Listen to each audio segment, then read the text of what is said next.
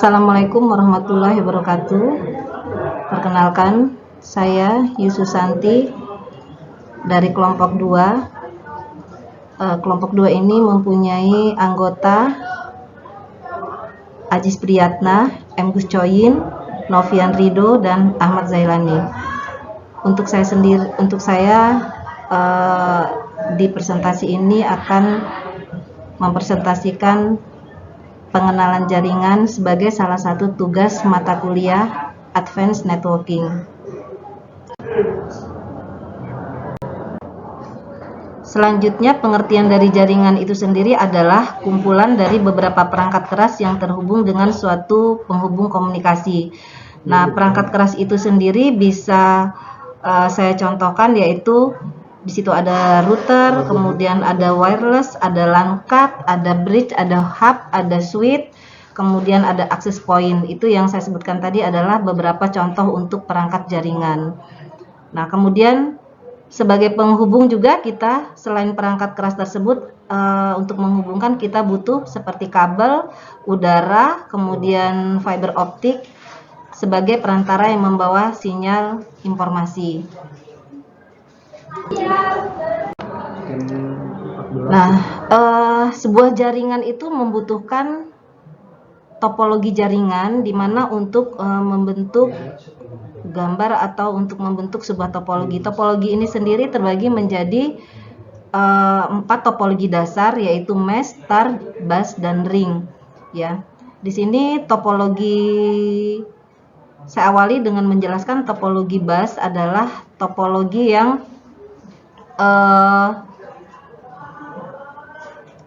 topologi bus ini adalah topologi yang pertama kali ditemukan, ya, untuk menghubungkan sebuah kabel utama dengan penghubung sebuah kabel utama. Masih jarang sekali dipergunakan karena mempunyai kelebihan dan kekurangan. Salah satu dari kekurangan kalau kita menggunakan topologi bus ini sering terjadinya collision data atau tabrakan data. Nah, kemudian yang selanjutnya adalah topologi star. Topologi star ini adalah topologi bintang, di mana topologi bintang ini dibutuhkan sebuah alat untuk menghubungkan, yaitu hub atau switch. Mungkin saat ini kita sudah jarang menggunakan hub, tapi lebih banyak kita menggunakan switch. Kemudian selanjutnya adalah topologi ring. Sesuai dengan namanya, topologi ring ini adalah topologi yang berbentuk cincin atau lingkaran, di mana nanti sebuah jaringan tersebut untuk ininya sesuai dengan arah jarum jam. Kemudian topologi mesh adalah gabungan dari topologi star dan topologi bus, di mana nanti untuk menyambungkan jalur utama itu kita menggunakan topologi bus. Selanjutnya adalah kategori jaringan, di mana kategori jaringan terbagi menjadi beberapa, yaitu ada jaringan area lokal (LAN) dengan ciri jaraknya pendek, kemudian dirancang untuk konektivitas lokal. Kemudian ada WAN, jaringan area luas yang jarak jauh dan mempunyai konektivitasnya jarak luas seperti pada sebuah area perkantoran. Selanjutnya adalah jaringan area metropolitan atau sering kita sebut dengan MAN, di mana di sini jaraknya mempunyai jarak yang sangat jauh dan konektivitas untuk suatu area besar seperti dari sebuah kota ke kampus. Nah, selain dari tipe jaringan tadi, kemudian kita kenal juga yaitu internet. Internet ini adalah sebuah sistem komunikasi skala besar yang menghubungkan komputer-komputer di seluruh dunia melalui jaringan telepon, satelit, dan sistem komunikasi lain. Internet telah merubah banyak aspek dari kehidupan kita. Pada zaman sekarang ini kita tidak bisa lepas dari internet, merupakan suatu kebutuhan yang sudah sangat ini sekali ya, sangat penting sekali.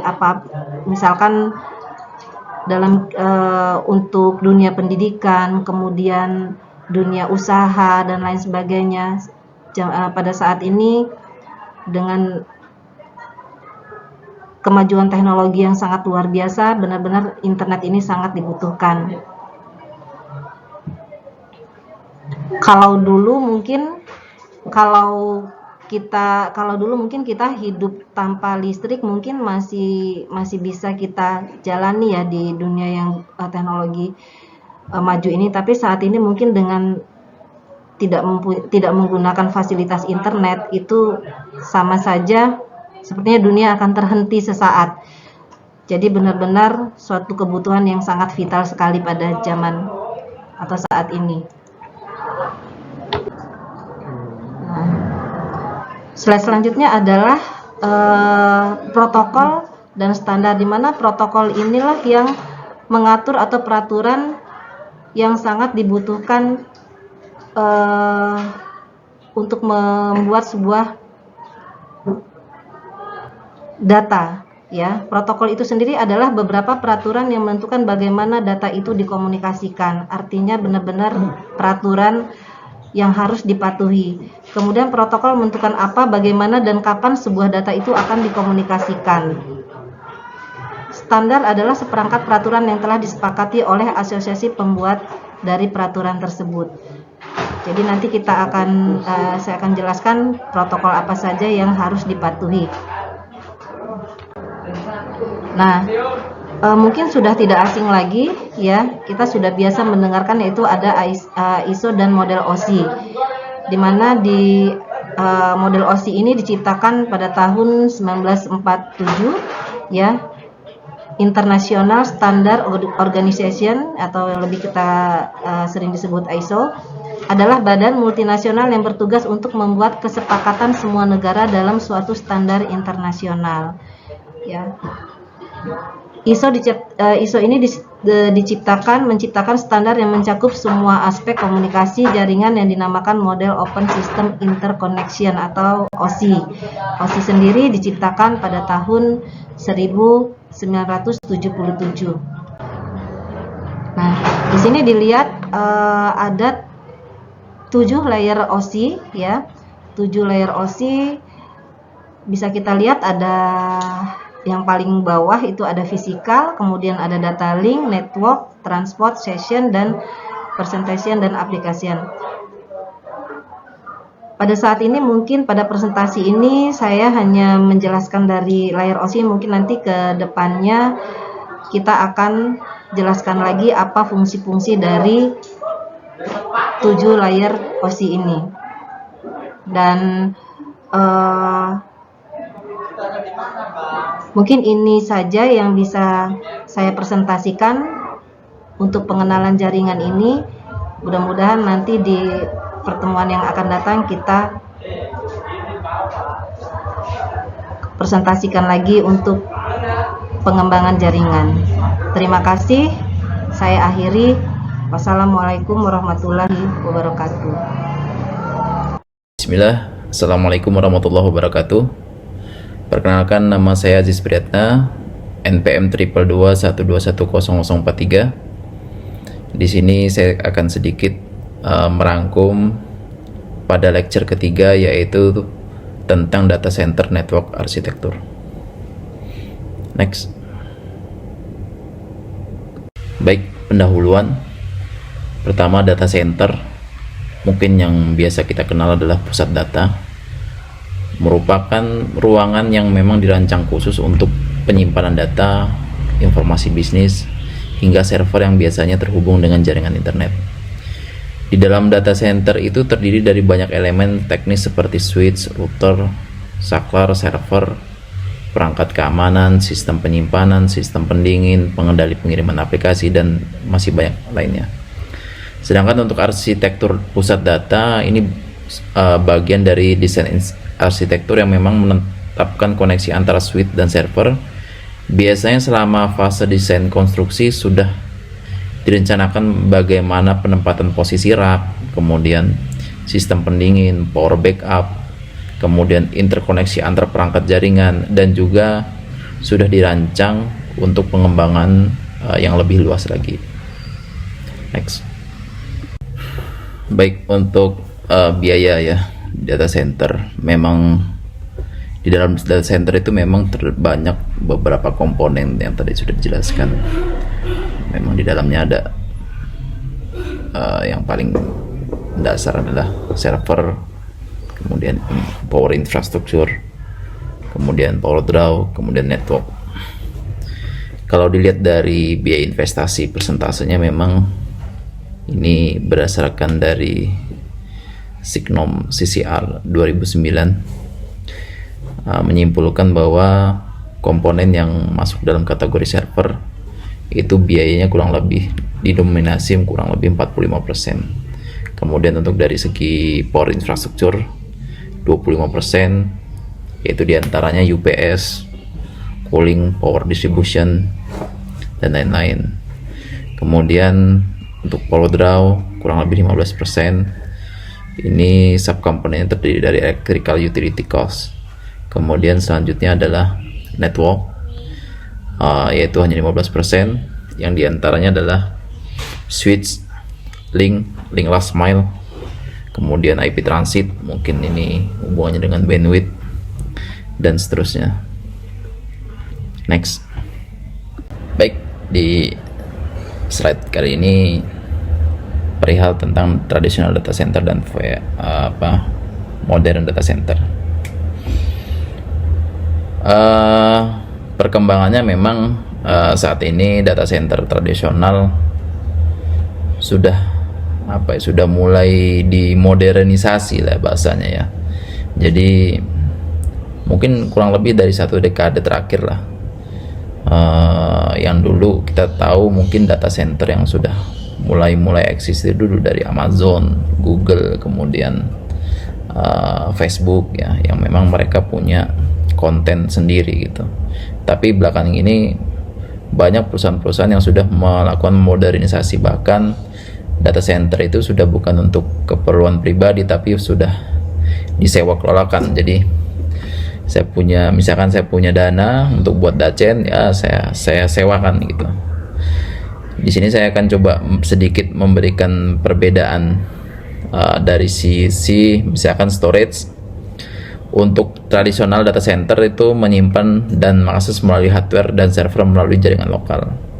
Tapi kalau yang modern, nah ini kita menyimpan datanya di cloud.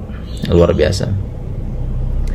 Di cloud itu sekarang ini anggaplah misalkan di suatu data center itu ada 100 server. Kita nyimpen data di server itu, di cloud bahasanya. Itu kita nggak tahu datanya ada di mana, di server mana, itu nggak tahu, karena bahasanya udah cloud ya, cloud. Jadi teknologinya memang udah sampai sedemikian rupa, jadi udah luar biasa lah sekarang ini, sampai kita nggak tahu di mana datanya. Kita tahu datanya di server 100 server nih, tapi kita nggak tahu rela di mana, karena yang harus diperhatikan adalah data itu safe gitu loh, aman. Ketika ada satu kerusakan server, data tetap aman. Ada 2 server, tetap aman, karena memang teknologi sudah mirroring dan redundance.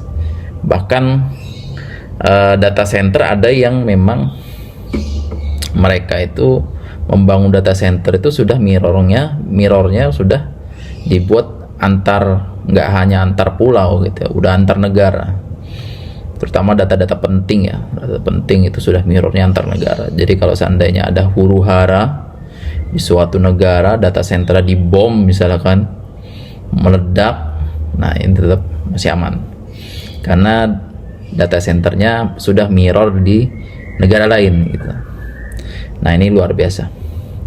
Kemudian dari tingkat keamanan, mass data ya, untuk yang tradisional mass data secara virtual maupun fisik di tempat perusahaan membangun data. Tapi untuk modern ini melibatkan pihak eksternal dalam keamanan data ya. Ini kenapa harus melibatkan pihak eksternal dalam keamanan data? Memang yang namanya data center itu harus tersertifikasi ISO, itu udah pasti. Dan banyak saat ini perusahaan-perusahaan yang memang fokus dalam hal security, terutama data center itu banyak. Jadi ini kaitannya mungkin dengan ISO, sertifikasi ISO ya. Jadi itu memberikan trust kepada pengguna-pengguna yang ingin melakukan sewa di data center tersebut. Selanjutnya, akses informasi.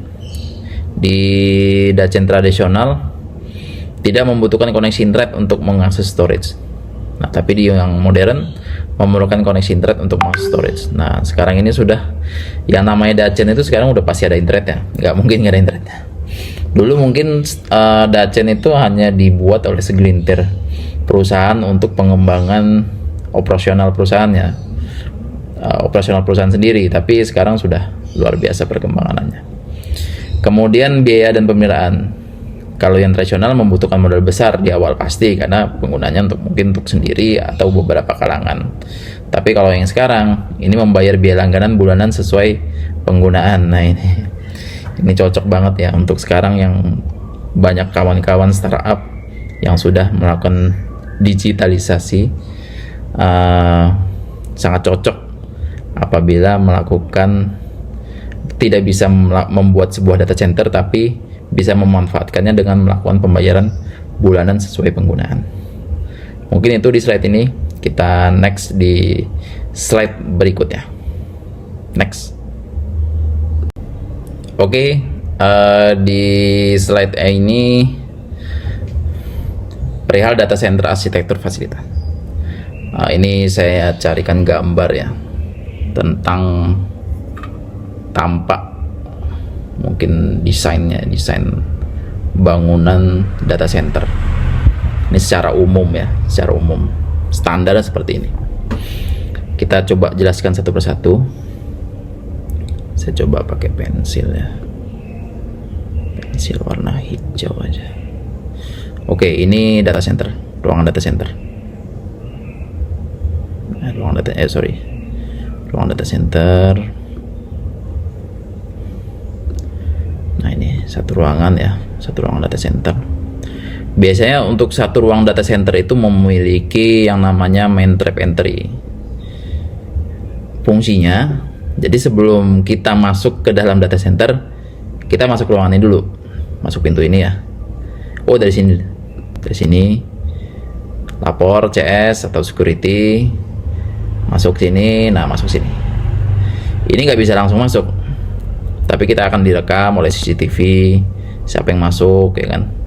Nanti ada akses kontrol, bisa itu menggunakan retina mata atau menggunakan face wajah atau finger sidik jari ya, atau menggunakan kartu. Beda-beda SOP setiap, tapi yang jelas kita harus memiliki akses, apakah itu yang saya sebutkan tadi atau menggunakan kartu atau apapun. Jadi pasti ada, sebelum masuk pasti ada verifikasinya dulu untuk masuk ke dalam data center. Dan di sini ada rak-rak ya, rak-rak ini. Ini satu rak ini ukurannya 42 U. 42 itu rata-rata satu server itu kalau seandainya 1 U berarti 42 server. Satu close rack ini 42 server. Satu server itu wattnya kurang lebih ya 1300 mungkin ada. Jadi satu rumah, satu server. Jadi kalau satu close rack ya mungkin bisa dibilang satu perumahan lah ya. Satu perumahan untuk emang listriknya gede banget ya. Tinggal dikalikan aja, ini luar biasa. Mungkin satu kecamatan atau satu kota listriknya. Sangat besar. Oke, di setiap ruang data center ini ada yang namanya AC, itu udah pasti pendingin ya, pendingin dan dia bisa mengeluarkan udara dingin dan bisa menyedot ya, nyedot udara panas. Biasanya udara dingin dialirkan melalui bawah raised floor, ini akan disalurkan ke atas. Jadi raised floornya itu, lantainya itu bolong-bolong. Yang namanya server itu pasti dia nyedot, udara nyedot dari depan, belakang keluar, itu udara panas. Biasa disedot juga oleh air conditioning system. Kemudian di setiap pojok bagian koridor ini, di depan pintu ini pasti ada kamera CCTV. Untuk menyerut kamera CCTV. Ini menyerut kamera CCTV. Jadi ada kamera CCTV-nya. Begitupun juga sama di ruangan ini. Sama ya dengan ruangan ini. Di sini ini ruang CS ya, customer service atau ruang security dari kita pintu masuk ke dalam. Kemudian di sini ada ruang NOC. Jadi orang-orang yang bertugas dalam operasional di data center ini, mereka nggak mungkin ruangannya di dalam data center karena sangat dingin. Pasti ada ruangan khusus ya, ruangan khusus yang memang sesuai dengan suhunya ya, suhu ruangannya. Kalau kita mungkin 22 derajat udah cukup dingin ya, kalau di ruang server sangat dingin ya, nggak bisa disamakan dengan manusia. Nah, kemudian di sini ada staging room. Staging room ini ruangan untuk misalkan kita bawa server nih ya, kita bawa server dari depan, kemudian kita masuk security, kita izin mau kulu ya, bahasanya mau menempatkan server kita di dalam data center. Kita masuk dulu nih ke ruang staging di sini. Kita cek dulu, kita pastiin server yang kita bawa itu bisa dipakai, bisa hidup. Kalau sudah oke, pengecekannya nggak ada masalah, baru kita masuk ke main trap entry. Kemudian jadi staging room ini untuk ngecek apa barang bawaan yang kita bawa lah, apakah itu switch, server. Kemudian di sini ada ruang data center juga, ruang rack. Tapi di sini bedanya, di sini ada kits-nya ya. Kits itu bisa dibilang, kalau di sini kitsnya nggak ada. Jadi antara ini masih tetanggaan gitu. Mungkin kalau manusia mungkin bisa ngobrol. Tapi kalau di sini ini udah dipagar ini. Jadi biasanya satu kits itu anggaplah 4 atau 6 rak gitu. Nah, ini 4-6 rak. Ini biasanya ada partisinya lagi, dia partisinya besi ya. Jadi walaupun dia berdekatan tapi dia nggak bisa, mungkin ya nggak bisa ini ya, karena privasinya sangat dijaga sekali. Kalau di sini ini masih kemungkinan bisa terjadi menyenggol masih bisa. Tapi kalau udah di sini ini nggak mungkin nih. Kalau kita hanya ada akses sedikit kits 1 misalkan ya kita nggak mungkin bisa megang server atau megang rak yang di kits 2 gitu, karena terkunci oleh pagar besi gitu. Nah, ini biasanya bayarannya lebih mahal. Bayarannya lebih mahal. Kalau yang ini kan hitungannya 1U, 2U. Tapi kalau ini sewanya langsung kits ya. Berapa kits gitu. Karena satu kits itu biasanya 4 sampai 6 server. 6 rak.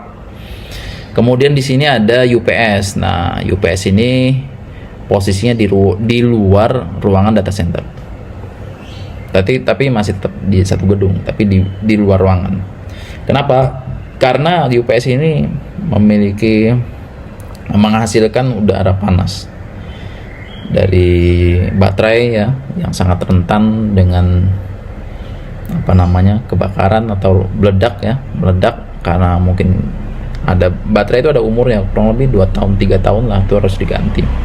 Dan jadi masalah kalau meledak, gelembung lah bahasanya, meledak, nah ini bahaya, makanya harus di luar. Dan biasanya ada sensornya di atasnya, sensor untuk memadamkan. Tapi cairan yang digunakan biasanya bukan sembarangan air. Kalau air biasa mungkin alat elektrikalnya bisa konslet semua, tapi ini biasanya cairannya khusus untuk ruang data center. Jadi walaupun dia disemprot, dia nggak akan terinterkoneksi gitu ya antar sirkuitnya. Jadi aman. Cairannya mungkin beda. Kemudian ini generator ini ya yang bisa dibilang genset atau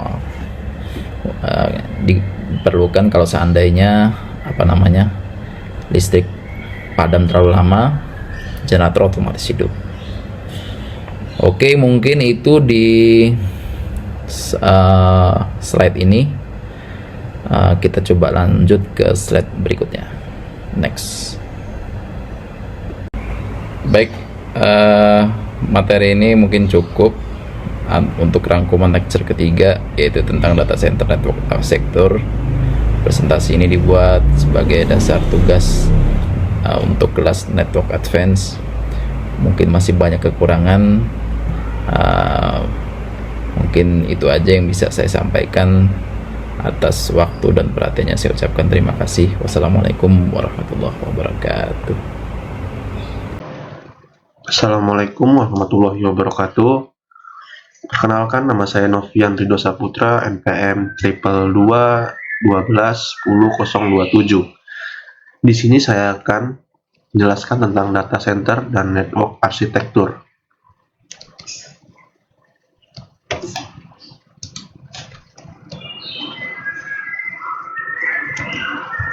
Introduction to Data Center Networking. Internet merupakan waktu yang menyenangkan. Salah satu penemuan paling berpengaruh adalah eksperimen penelitian yang lolos dari lab menjadi sebuah infrastruktur komunikasi global. Jangkauan yang lebih luas, hari ini bisa mencapai dengan 2 miliar pengguna, dengan 15 miliar perangkat. Besok bahkan lebih banyak pengguna, konten, sensor, benda, dan 40 miliar perangkat pada tahun 2020. Inovasi konstan, seperti web, P2P, video, belanja online, jejaring sosial, dan juga cloud. Internet mengubah segalanya. Contohnya, seperti kita untuk berbisnis. Ada e-commerce, periklanan, dan cloud computing. Jalan kita untuk mendapatkan teman dengan menggunakan email, IM, Facebook, dan juga dunia maya. Cara kita berpikir tentang hukum dan pemerintahan. Contohnya, perdagangan antar negara bagian, batas negara, penyensoran, dan penyadapan. Termasuk cara kita untuk melawan. Contohnya, serangan dunia maya, itu termasuk serangan negara dan juga bangsa. Tapi, apa itu jaringan? Apakah banyaknya akronim protokol? Atau tumpukan format header? Jadi mengapa jaringan keren? Karena jaringan itu relevan, dapat mempengaruhi dunia nyata, dapat mengukur dan membangun sesuatu interdisipliner, masalah yang termotivasi dengan baik, dengan teknik solusi yang ketat. Jaringan pusat data. Apa itu pusat data? Pusat data merupakan fasilitas besar dengan 10.000 server jaringan. Komputasi, penyimpanan, dan jaringan bekerja sama. Jenis-jenis pusat data. Pusat data khusus untuk satu aplikasi besar, seperti media sosial. Contohnya, ada Facebook. Untuk web search, ada Google dan juga Bing. Ada juga pusat data yang dinamakan dengan cloud. Contohnya, Amazon, EC2, Windows Azure, dan juga Google Apps Engine. Cloud computing. Cloud computing sangat elastis. Skalanya bisa naik dan turun sesuai dengan permintaan multi penyewa. Beberapa pengguna berbagi infrastruktur. Keamanan dan isolasi sumber daya manajemen yang dinamis, mengisolasi kegagalan server dan penyimpanan. Lalu apakah perbedaan dengan DCN? Domain administratif yang tunggal, tidak perlu kompatibel dengan dunia luar. Topologi multipath masif, buffer yang dangkal, waktu perjalanan bolak-balik itu kecil, atau biasa disebut dengan mikrodetik. Backplane untuk perhitungan paralel skala besar. Tantangan pusat data. Bandwidth membagi dua besar-besaran, ada topologi, penyeimbang beban, dan juga optik. Latensi sangat rendah, kurang dari 10 mikrodetik. Seperti kontrol tarif atau penjadwalan paket, terpusat atau terdistribusi. mengelola sumber daya di seluruh jaringan dan server, seperti isolasi kinerja, multi penyewa, atau multi penjadwalan. Jaringan berbasis aplikasi, misalnya untuk data besar. Perangkat keras generasi berikutnya, yaitu RDMA dan komputasi skala rak. Terima kasih. Presentasi dari saya. Apabila ada salah kata, saya mohon maaf. Wassalamualaikum warahmatullahi wabarakatuh. Bismillahirrahmanirrahim. Assalamualaikum warahmatullahi wabarakatuh. Perkenalkan, nama saya Ahmad Jailani, NPM 222-121-0053. Saya akan memaparkan judulnya Data Center Load Balancing atau penyeimbang beban pusat data.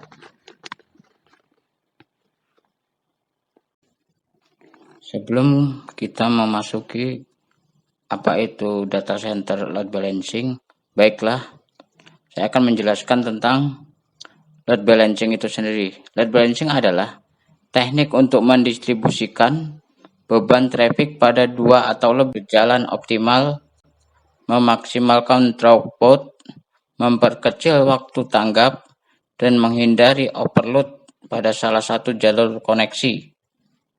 Load balancing digunakan pada saat sebuah server telah memiliki jumlah user yang telah melebihi maksimal kapasitasnya.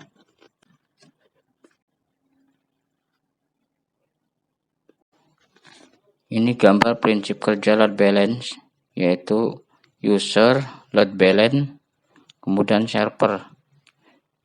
Ya, kita lihat arah panahnya dari user, kemudian penyeimbang, kemudian server.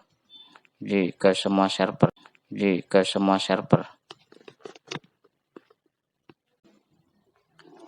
Adapun cara prinsip dan cara kerja load balancing.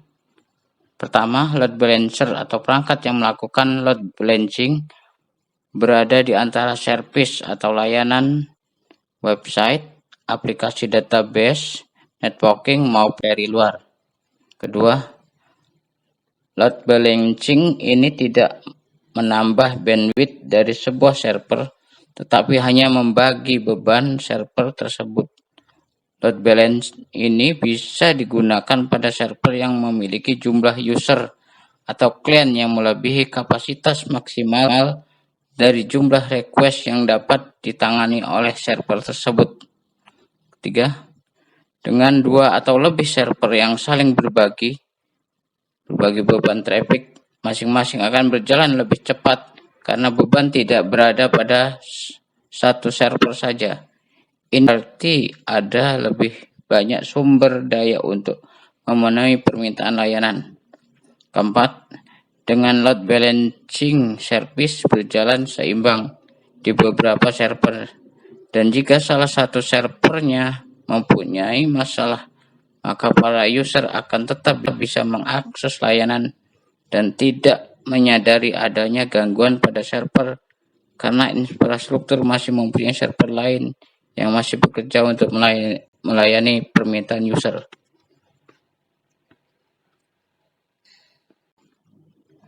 Jaringan data center membutuhkan bandwidth pembagian yang besar untuk aplikasi terdistribusi,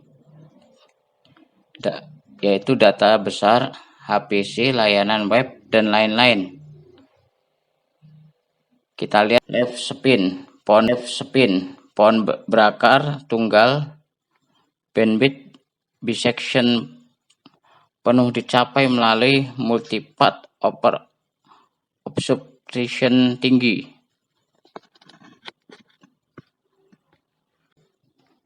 Next, jaringan data center membutuhkan bandwidth pembagian yang besar untuk aplikasi terdistribusi, yaitu data besar, HPC, layanan web, dan lain-lain. Multi-route tree, path tree, bisection bandwidth dicapai melalui multipathing. Kita lihat pohon dari server-server yang dibagikan melalui hub, seperti di gambar bawah ini.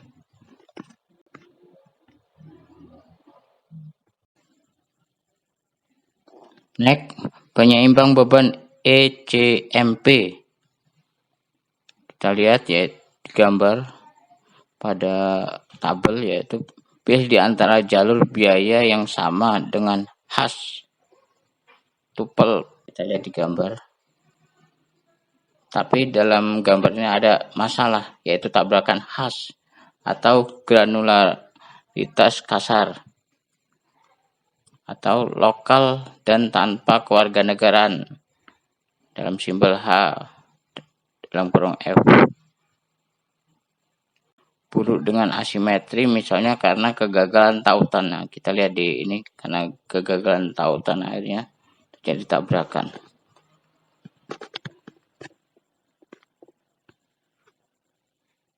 Next, dari permasalahan di atas kita lihat lanskap solusi. Ini gambarannya seperti ini. Next, dari lanskap solusi di atas kita dapat gambarkan di slide ini, yaitu lanskap solusi. Urutan-urutannya terpusat, multidistribusi, terlupakan, kemudian sadar. Kemudian kalau berbasis host, yaitu tidak sadar dan sadar. Nah, ada pertanyaan, apakah penyeimbang muatan yang menyadari kemacetan berlebihan untuk pusat data? Kita harus jawab next.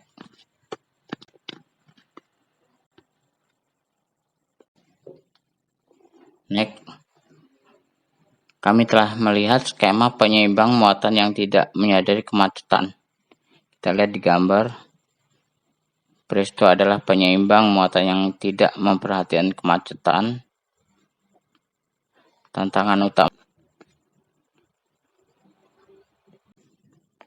Next, desain utama. Gunakan tepi perangkat lunak, kemudian granularitas, kemudian penyesuaian ulang.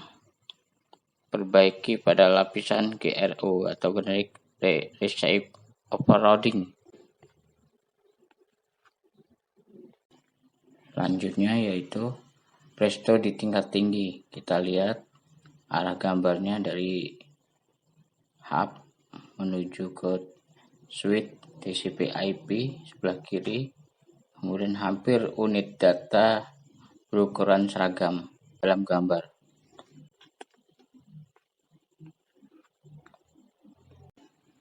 Kemudian next, presto di tingkat tinggi, kita lihat dalam gambar terhubung di hub sebelah kanan dan sebelah kiri, hampir unit data berukuran seragam kanan dan kiri, kemudian jaringan simetris oleh pengirim switch.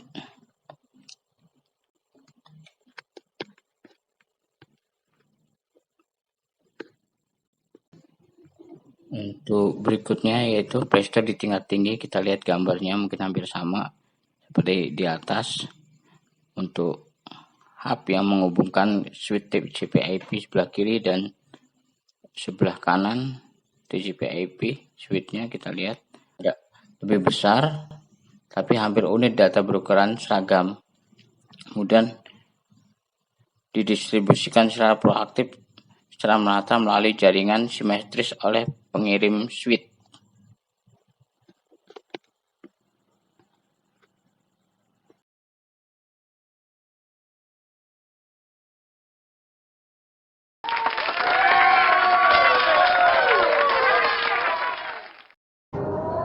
Assalamualaikum warahmatullahi wabarakatuh. Perkenalkan, nama saya Muhammad Bucoin, mahasiswa MTI GIIP Dharma Jaya dengan NPM 222-121-0028. Di sini saya akan membahas modul kelima yang sudah saya rangkum dengan judul Low Latency Transport. Berikut penjelasannya. Baik, yang pertama saya akan menjelaskan tentang data center transport. Pusat data atau dalam bahasa Inggris disebut dengan data center adalah bangunan fasilitas yang digunakan untuk menempatkan sistem komputer dan komponen-komponen terkaitnya, seperti sistem telekomunikasi dan penyimpanan data. Semenjak pengoperasian IT sangat krusial, maka fasilitas ini biasanya terdapat satu daya cadangan, koneksi komunikasi data redundan, pengontrol lingkungan misalnya AC, ventilasi, pencegahan kebakaran, dan berbagai perangkat pengamanan data lainnya. Nah, berikut ilustrasi tentang data center, yaitu data center sendiri bisa terdiri dari ada server, kemudian ada cloud computing, ada juga big data, ada juga data security, ada juga network, dan backup. Next. Baik, pada slide ketiga ini, kita akan menjelaskan tentang judul modul kelima, yaitu Low Latency Transport. Oke, pertama, apa itu low latency? Dalam bahasa Indonesia, latensi rendah adalah kemampuan sistem dengan durasi waktu yang dibutuhkan dari titik awal pengiriman hingga akhir tujuan penyimpanan data dalam sebuah sistem komputer. Metrik latensi rendah itu atau low latency itu bervariasi sesuai dengan kasus penggunaannya. Nah, contoh pada ilustrasi gambar di bawah. Di 1 milisecond latensi untuk pengiriman data dari satu titik atau dari server ke klien. Next. Baik, selanjutnya, mengapa latensi rendah atau low latency diperlukan? Jadi apabila terjadinya keterlambatan, maka akan mempengaruhi proses dan kinerja sistem komputer dalam mengirimkan data dengan satuan ukuran yang disebut ms atau milidetik atau millisecond. Hal tersebut akan mempengaruhi user experience atau UX para pengguna komputer saat mengakses data. Next.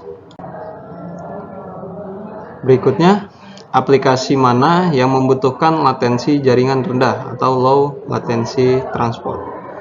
Yang pertama, ada aplikasi analitik streaming. Kemudian yang kedua, manajemen data waktu nyata. Yang ketiga, integrasi API. Kemudian yang keempat, komunikasi video. Next. Berikutnya, apa saja yang menyebabkan latensi jaringan? Nah, di sini ada yang pertama media transmisi. Jadi, media transmisi itu menentukan cepat atau lambatnya latensi yang terjadi pada jaringan. Semakin baik medianya, semakin bagus latensi jaringannya. Kemudian yang kedua, jarak tempuh lalu lintas jaringan transmisi. Nah, semakin jauh atau dekat lalu lintas jaringan tersebut, maka latensinya semakin kecil atau semakin besar. Kemudian jumlah hop pada jaringan. Jadi jumlah hop atau loncatan pada jaringan itu juga mempengaruhi latensi jaringan. Kemudian volume data, yaitu besar atau kecilnya data yang akan ditransfer. Kemudian performa server. Nah, jadi baik atau buruknya server, jadi itu juga mempengaruhi latensi jaringan. Next. Baik, selanjutnya data center TCP atau disingkat DC-TCP. DC-TCP adalah peningkatan algoritma kontrol kemacetan TCP untuk jaringan pusat data dan memanfaatkan pemberitahuan kemacetan eksplisit atau ECN di jaringan pusat data untuk memberikan umpan balik multibit ke host akhir. DC-TCP memungkinkan aplikasi menangani 10 kali lalu lintas background traffic saat ini tanpa mempengaruhi lalu lintas latar depan. Selanjutnya, peningkatan 10 kali pada lalu lintas background, traffic ke depan tidak menyebabkan waktu tunggu, sehingga sebagian besar menghilangkan masalah in cache. Next. Baik, pada slide terakhir ini ada Preventive Distribute Quick atau PDQ, yaitu sebuah protokol yang dirancang untuk menyelesaikan aliran atau flow dengan cepat dan memenuhi waktu yang terjadwal. PDQ memungkinkan pencegahan aliran di luar waktu yang sudah terjadwal. Misalnya, PDQ dapat meniru algoritma pekerjaan terpendek terlebih dahulu untuk memberikan prioritas pada aliran pendek atau short flow dengan menjeda aliran bersaing. PDQ meminjam ide dari disiplin penjadwalan terpusat dan mengimplementasikannya dengan cara yang sepenuhnya terdistribusi, membuatnya dapat dilaksanakan ke data center. Baik, sekian presentasi yang dapat saya sampaikan. Terima kasih. Mohon maaf jika terdapat banyak kekurangan sebelumnya. Terima kasih. Saya akhiri. Wassalamualaikum warahmatullahi wabarakatuh.